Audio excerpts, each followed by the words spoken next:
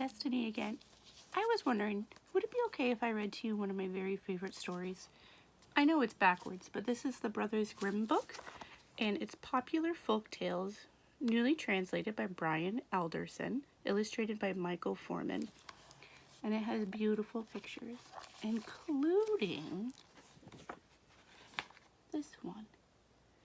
It is for one of my very, very favorite stories. It is called The Seven Ravens. There was a man had 7 sons, but never a little daughter, much as he wanted one. At last, though his wife gave sign of some happy expectations, and when the child came into the world, it was indeed a little girl. Joy enough at that, true, but the child was small and puny, and everyone thought need of a speedy christening on account of her delicacy. So the father sent one of the boys off to the well quick to fetch some christening water, and the other 6 went with him. But because they all wanted to be first to bring up the water, the jug fell into the well. And so they all stood around and couldn't think of what to do, for not one of them dared to go back home. And when they didn't arrive, the old father lost all patience and said, "To be sure, they've gone off on some prank or other and forgotten all about us. The little devils." He was frantic. The little girl would die without being Christian, and in his consternation he cried out, "Would that those lads were all turned into ravens!" And hardly were the words spoken that he heard a whirring sound in the sky over his head, and he looked up and he saw 7 coal-black ravens flying away. No chance now of the parents ever taking back such a curse. This is why you always must be careful about what you say. Don't say mean things if you don't mean it. It can always be a curse. But for all their sadness over the loss of their 7 sons, at least they could comfort themselves a bit over their darling daughter, who soon picked up in strength and grew more beautiful in every day that passed. This is my little raven. She's a cat. Say hi, Nix.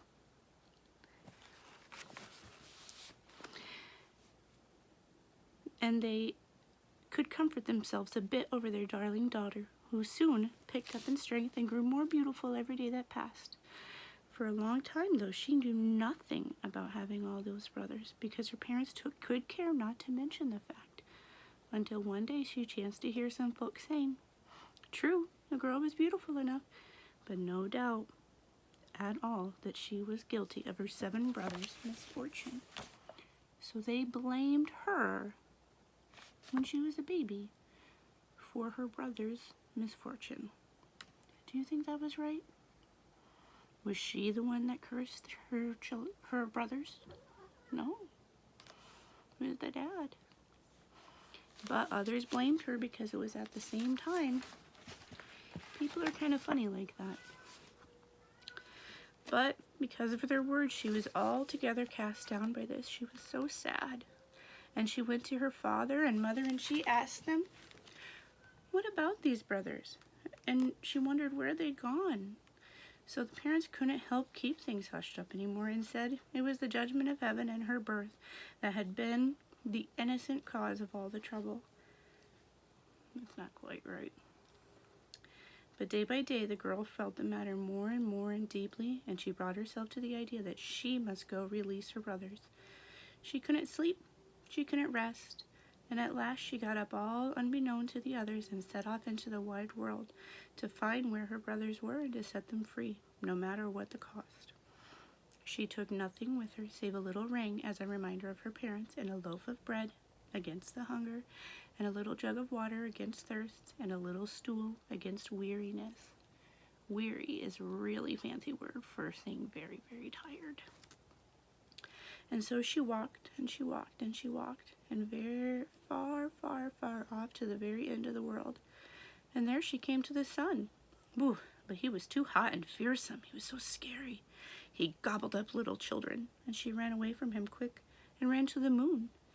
but he was altogether too cold. And he was nasty and evil too. And when he saw the child, he said, I smell the smell of a human flesh. Whew. So she made off as fast as she could and came to the stars, who were friendly and kind to her, each one sitting on his own special stool. As for the Star of Morning, though, he stood up, gave her a little leg of a chicken, and said, without this chicken's leg, you cannot open the glass mountain. And in the glass mountain, that's where you'll find your brothers. So the girl took the little chicken leg, wrapped it carefully in her handkerchief, and then walked and walked and walked until she came to the glass mountain. Real quick. Do you see her looking up at the stars? And then there's the lead star giving her the chicken leg.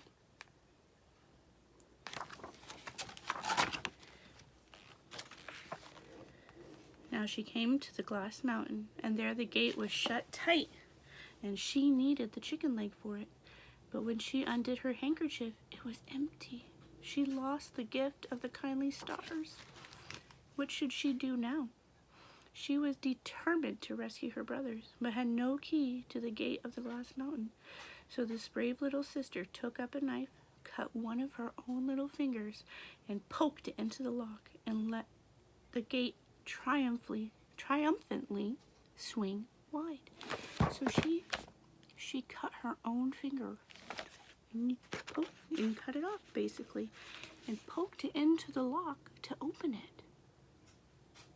She is so brave and so tough. That's amazing. And when she got into that gate, a little dwarf came up to her and said, "My child, what are you looking for?" "I am looking for my brothers, the 7 ravens," she answered. And then the dwarf said, "My lords, the ravens are not home, but if you would wait here until their return, and then come in." The little dwarf brought the 7 ravens food and drink on 7 little plates and in 7 little mugs, and from each little plate the sister took a little crumb, and from each little mug she drank a little sip. But in the last mug of all, she let fall the little ring that she had brought with her. And then suddenly there was a whirring noise in the air and the sound of the cawing. "Now, my lords, the ravens come flying home," said the little dwarf. And they come, and they would eat, and they would drink, and they sought their little plates and their little mugs, and then one after another they said, "Who's been eating from my little plate? Who's been drinking from my little mug? Here is the taste of human lips." And when the 7th raven drained his little mug dry, out rolled the ring. And he looked at it, and he knew it for the ring that had belonged to his father and mother. And he said, "Would to God that our sister would hear. Then we were free. We'd be free." Well, the little girl was standing behind the door listening, and when she heard him wish that wish, she stepped forward, and straightway the ravens took on their human form again, and they hugged and kissed one another, and went off happily home. The end. It's a very old story. It's a very old-fashioned story, but it's an interesting folk tale, and that's the way that they used to speak. It's very different from how we speak now. But it sounds kind of pretty, I think. What do you think? Do you think it was fair that when the little boys were transformed into ravens by their father cursing at them and saying, "Oh, I wish that they were ravens," because he thought that they were being naughty, that then everybody blamed the little girl because she was born and they were just trying to help her and they couldn't. They got home late and they were afraid to go home, but everybody blamed them. Sometimes grown-ups do that, don't they? They make mistakes. But she still went and fixed it, even though it wasn't her fault. It's just what sometimes people do. They be brave and they help other people because they love them. And you can love people even if you've never met them. It's nice. I think Leonard would agree, don't you? All right, thank you for listening. Bye.